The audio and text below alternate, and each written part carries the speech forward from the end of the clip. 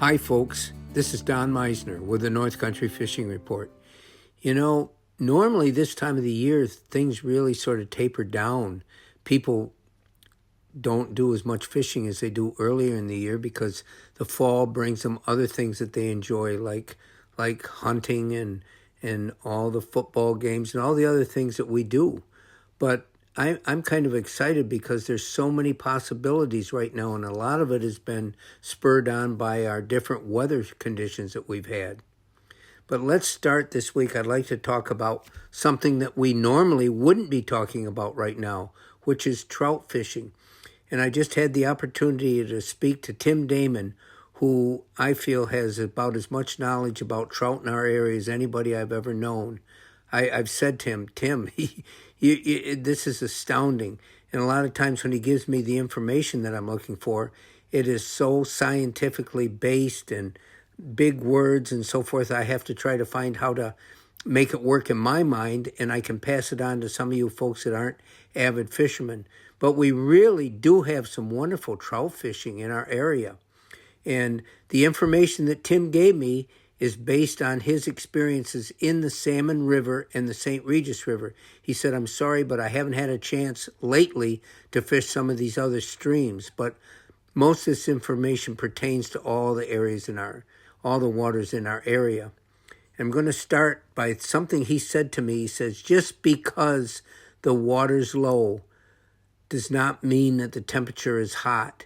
Because normally we have always regarded the fact that there's usually a die-off in most of our trout streams in the summer because the water gets too hot for trout. They need colder water. But he said that isn't the case this year. Our water is at drought level. We really have the lowest water I've ever seen in any of our streams in the area that aren't controlled by dams. But he says the fishing actually is safe right now and it's good. And he says, realize that the water temperature can vary tremendously from morning to night. Usually the warmest water of the day in the river is going to be just when the sun goes down. And the coolest water is going to be in the morning before the sun comes up. And so this can give you an idea of when fishing action might be the best. He said, but right now is his favorite time of the year to fly fish. He said, I enjoy it more now than in the spring because I have these waters to myself because there's so few of us that normally fish this time of year. And he says what really makes it interesting is earlier in the spring when the water temperatures are right and people really get out to trout fish, the major hatches usually occur in the evening or in the early morning. But now there's only two major hatches that takes place in the fall. And I hope I'm not getting too technical here because there's scientific names for each of these insects. But the first one is a large mayfly that is slate gray in color. And these hatches this time of the year occur in the middle of the day towards evening. So you can have some absolutely fantastic fishing in the late afternoon. And maybe this is why he loves it so much. But you have both, you can nymph fish. There's large nymphs at this time. And also the dry flies can be bigger. You can see them and you can get that surface action. And this can be great. And he said the second hatch is a big orange caddisfly that usually takes place right now the second week in October. But these two flies can be highly effective this time of the year. And the other thing he says, well, the woolly bugger. Well, by using a black woolly bugger with a pink head, it's called an egg-sucking leech. And this can be really effective. And we can all fish a woolly bugger. That doesn't take quite the same subtle touch that some of these other methods do. But anyway, he said the fishing has been wonderful.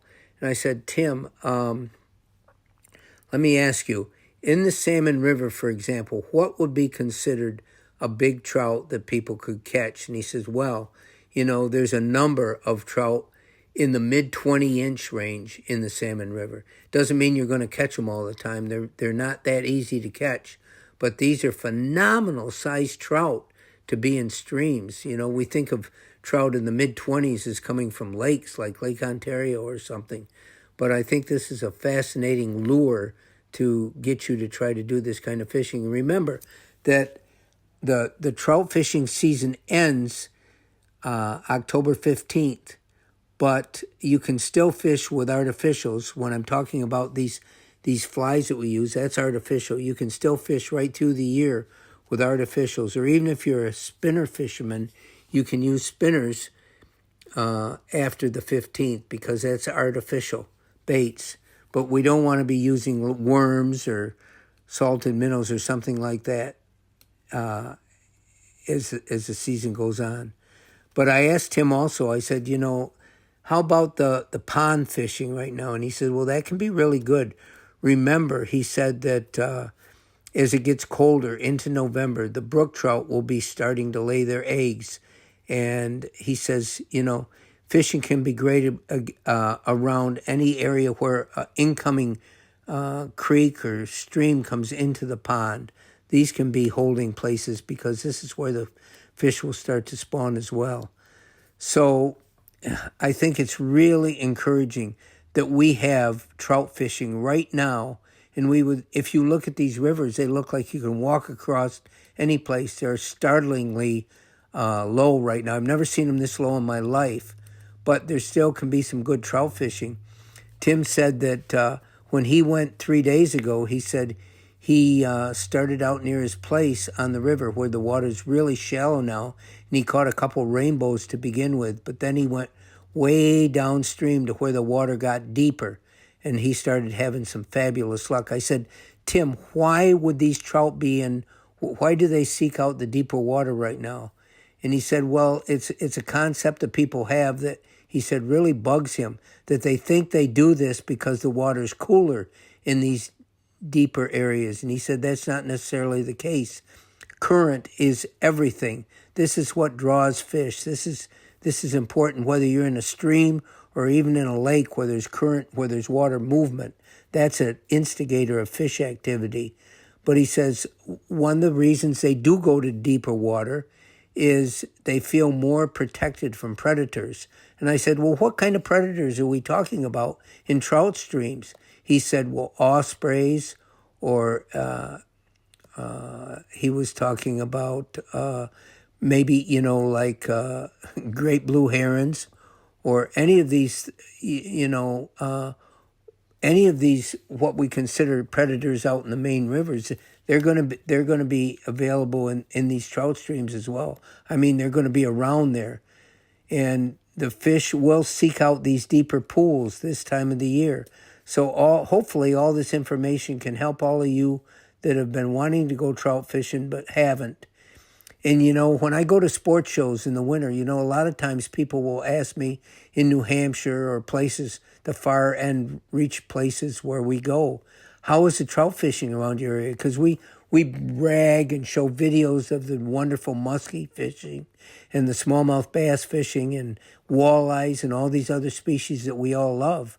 But I used to tell them, you have to travel quite a distance to get into trout fishing areas. Well, that isn't the case. We've got wonderful trout streams right around us. And I think we owe it to ourselves to experiment more in trying to find some of these and experience this kind of fishing. I love it myself, too. I think it's one of my favorite. So until next time, folks, this is Don Meissner with the North Country Fishing Report.